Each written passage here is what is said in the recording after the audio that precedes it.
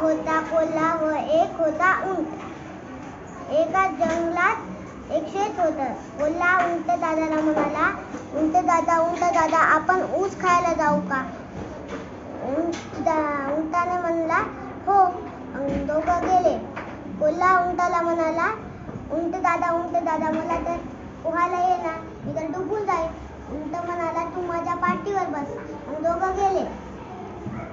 ऊस खाऊन त्याचं पोट भरलं. मग कोल्हा उंटाला म्हणाला, उंटाला मार घालायचं होतं. कोल्हा म्हणाला, उंट दादा मला खाऊन जोरजोरात आवाज काढायला खूप आवडते. उंट म्हणाला, तू